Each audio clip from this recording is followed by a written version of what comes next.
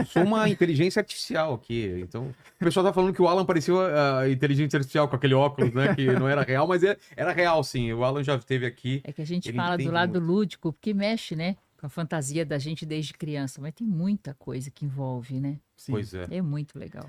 Vamos falar de eleições no Chile. Você comentou um pouco. O que rolou? Então, Vilela, a América Latina, ela é uma constante troca de governos, né? Eu costumo falar que o diferente na América Latina é quando você tem um governo que se mantém muito tempo, um governo estável. O normal da América Latina são golpes, mudanças, isso é o natural.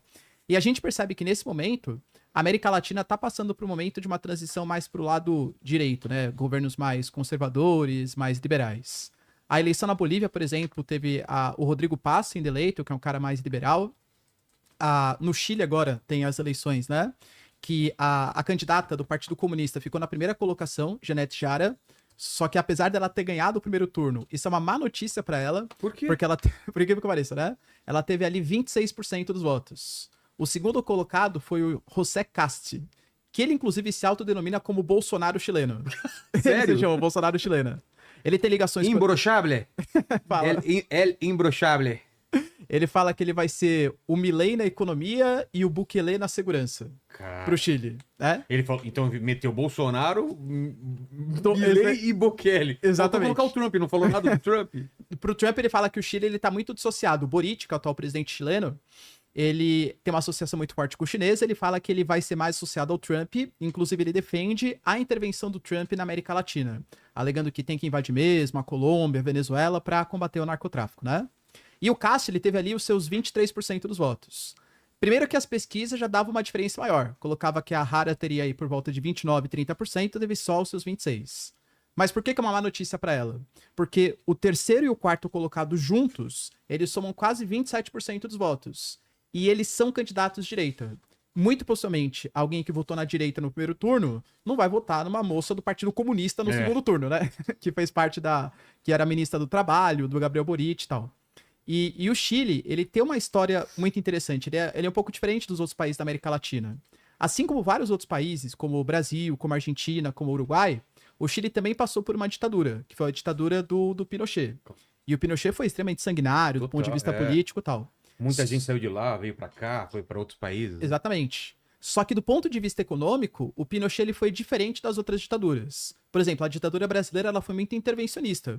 Então o Estado tinha uma economia planificada, o Estado regulava as rédeas da economia. O Pinochet não. O Pinochet ele fez uma ditadura liberal, do ponto de vista econômico, pelo menos. Inclusive, ele se baseava no chamado Chicago Boys, que é a escola de Chicago, uma escola bem liberal de pensamento econômico. E o Chile, com essa medida mais liberal e tendo bastante cobre, riquezas e tal, o Chile conseguiu atrair um crescimento econômico importante. Tanto que o Chile hoje é o país que tem maior IDH da América Latina. Só que o IDH, da América do Sul, aliás. Só que o IDH, ele tem um problema, ele não mensura desigualdade. Então o Chile cresceu demais, só que o Chile tem, para a população mais vulnerável, não tem, por exemplo, uma saúde pública adequada para a população mais pobre. A questão da previdência, por exemplo, é um regime de capitalização, que você paga pela sua própria previdência. Para quem tem um trabalho formal pela vida inteira, pô, beleza, porque o cara vai pagar, vai receber. Agora, para a população mais pobre, o cara tem um trabalho informal, contribui durante 2 anos, fica 5 anos sem contribuir. Aí, quando o cara vai se aposentar, grande parte dos aposentados no Chile tinham que sobreviver dando conta de pagar convênio, medicamento, com menos de um salário mínimo. Entende? Então, em 2019, mesmo o Chile tendo esse alto IDH, a população protestou contra o Piñera, que era o presidente mais à direita, inclusive à época, e o Piñera, mesmo sem direito, falou assim, não, beleza, então a gente vai mudar a nossa Constituição. A gente vai fazer uma Constituição agora mais social-democrata, uma Constituição mais de esquerda. Foi colocada uma constituinte, colocaram cota para mulheres, cotas para populações originárias. Por exemplo, quem redigia a Constituição era uma liderança Mapuche, que é o principal povo originário ali do Chile. E era uma constituição, assim, que saiu da água pro vinho. Se a do Pinochet era totalmente liberal, fez uma constituição totalmente social-democrata. Então o Chile garantia vários direitos e tal, só que a população rejeitou. Primeiro porque tinha sido colocado na Constituinte que cada povo originário teria muito mais autonomia, seria quase que um estado plurinacional. A população chilena não gostou muito dessa proposta. E o Chile falou assim, poxa, eu até entendo que a gente precisa ter mais programas sociais. Mas a gente não pode abandonar o que foi o motor do nosso crescimento econômico durante todo o governo Pinochet. Ele errou? Errou. Mas economicamente, o liberalismo que ele promoveu no Chile foi importante para o crescimento econômico. Então eles rejeitaram a Constituição, a esquerda começou a perder popularidade, inclusive com o Gabriel Boric, foi convocada uma nova constituinte, agora uma constituinte mais com população à direita, que foi rejeitada também. Ou seja, o Chile está meio que num caos, assim, não sabe se vai pro lado mais direito, mais esquerdo da força aí.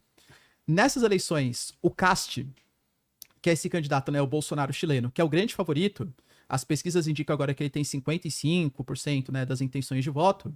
Ele promete fazer um controle muito maior das fronteiras do Chile, alegando que tem muito boliviano, muito peruano entrando. Ele até promete fazer um muro, também é o Trump aí, né? Cara, Fazer uma vala, uma cerca para evitar a imigração. já tem os Andes lá.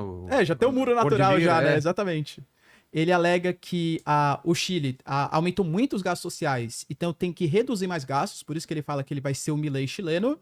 E no Chile, mesmo sendo um país muito melhor de DH frente aos seus vizinhos, é mais um país da América do Sul em que o narcotráfico tá aumentando. Também Também no Chile. E aí ele promete dar uma de Bukele, ou seja, encarcerar. exatamente, fazer uma política de encarceramento e tal. Já a Janete Hara, que é a candidata comunista, vai no sentido oposto. Claro que no segundo turno, ela já tá indo mais pro lado do centro, porque ela sabe que a galera de esquerda não vai votar no Cast. É. Então ela tá tentando atrair os moderados. Fala assim, não, eu entendo que a violência está aumentando, mas não, a gente não vai combater a criminalidade prendendo todo mundo. Tem que investir na polícia, na inteligência. O Chile, por exemplo, tem um recurso natural que interessa muito para os países desenvolvidos, que é o lítio, o ouro branco, para fazer baterias e tal. Se a gente pegar Chile, Bolívia e Argentina, só os 3 países controlam 40% do lítio do planeta.